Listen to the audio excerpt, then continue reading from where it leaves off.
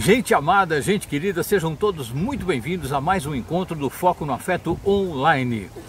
Hoje eu vou responder a pergunta de uma querida, dentre tantas, como vocês que escrevem para mim nas minhas redes sociais, principalmente no YouTube. Ela deixou uma pergunta que eu achei bastante interessante. Todas são, mas essa aqui especialmente, porque ela fala da confusão entre duas posturas, entre dois sentimentos. Você podia fazer um vídeo sobre o não gostar? Pessoas que a gente não gosta e que não gostam da gente. Isso é uma coisa. Aí vem o que eu achei central. Esse sentimento é o mesmo da raiva ou não é? Sentir raiva ou não gostar da pessoa tem o mesmo significado? Não, porque você pode sim amar uma pessoa e em um determinado momento você tem raiva. Você pode amar uma pessoa e em uma determinada fase da vida ficar com uma raiva constante com ela. Isso acaba virando ódio, né? A cultura da raiva resulta em ódio. E isso sempre reflete ou pelo menos é sintoma de amor. É um outro lado, uma outra face da mesma moeda. Por quê? Porque você gerou expectativas, você construiu um personagem, construiu características para essa pessoa que muitas vezes ela não tem. Você projetou coisas nela. De repente ela revelou uma faceta que nem ela, muitas vezes, nem conhecia dela mesma, e aquilo te tocou, te chocou profundamente. E aí você, de uma certa forma, levou aquilo para o lado pessoal. Claro que se ela fez alguma agressão ou alguma atitude, tomou alguma atitude destrutiva em relação a você, é claro que você vai levar para o pessoal. Agora, você não levará para o lado pessoal quando você perceber que ela não conhecia essa característica dela, ela não se conhecia nessa determinada circunstância ou numa outra circunstância, e aí ela entrou em contato com um detrito relacional, emocional dentro dela, e que aquilo acabou explodindo num comportamento destrutivo em relação a você. Aí quando você tem essa compreensão do nível de consciência em relação ao nível de consciência da pessoa, cai um monte de ficha. Você percebe que a pessoa fez ali o que ela podia fazer. Você nem entra em raiva, você nem culpa e, portanto, você não vai nem precisar se dar o trabalho depois de perdoar, porque está tudo bem. Eventualmente você poderá tomar uma distância saudável, que é, nesses casos, o que eu recomendo, porque na distância saudável você consegue mandar energias de amor para essa pessoa. Porque tudo isso, nessa hipótese, tudo isso aconteceu dentro do âmbito do amor, dentro de um ambiente onde tinha amor, ok? E tem amor, porque amor não morre. Então você pode manter a conexão amorosa, manter envio de boas energias amorosas para essa pessoa, ok? E aí você, sim, você se isenta, você se livra dessa implosão, porque essa raiva nada mais do que uma implosão. Você não explodiu com a pessoa, aquilo fica guardado, vira a raiva de você mesma, e se você não toma uma atitude, ou seja, atitude saudável no caso, não é você ir lá e bater na pessoa, não é isso. É você entender a questão da pessoa, o nível de consciência, ter a compreensão, a percepção. Quando você tem a percepção, isso já muda a sua postura e a sua atitude interna em relação à pessoa. Aí você sai desse processo de implosão, que na verdade é uma explosão para dentro, ok? Muito bem.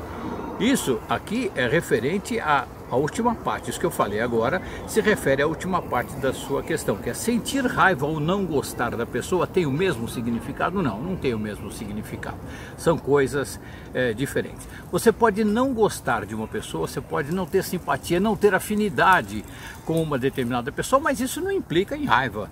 Se você mantiver a distância saudável, você nem vai chegar na raiva. Você vai até sentir saudade dos pontos em comum, ainda que sejam poucos, você vai sentir saudade daquela pessoa. Isso é muito saudável, isso é muito bom. Agora vamos lá para o comecinho da sua pergunta. Você podia fazer um vídeo sobre o não gostar? Um vídeo sobre o não gostar. O que é o não gostar? Você não tem afinidade, você acaba não tendo simpatia, empatia, portanto fica difícil. Se você não tem a simpatia, que é a semelhança de frequência, fica mais difícil ter empatia, e aí você fica numa postura distante, praticamente apática em relação à pessoa, não é?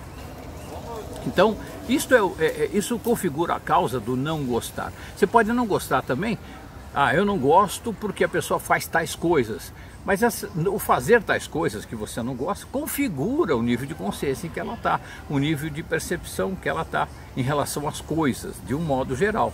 E isso sim compõe a desafinidade. Então a questão, no fundo, quando a gente não gosta muito, é porque tem pouca afinidade, ok? O que eu tenho para dizer sobre o não gostar, basicamente é isso, minha querida. O não gostar, ele vem, ou gostar pouco, ele vem de uma pouca afinidade. Agora a gente passa, eu falei gostar pouco, agora a gente passa a não gostar quando a gente é obrigado a conviver. Quando de alguma forma você se sente obrigado ao convívio, aí você passa a não gostar.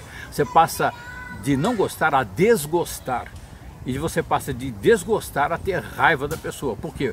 Raiva de você mesma. Porque você não está tomando aquela atitude necessária, que é manter a distância saudável. Você não está respondendo à situação, você está reagindo à situação. Isso vai desembocar no não gostar, no desgostar e na raiva, ok?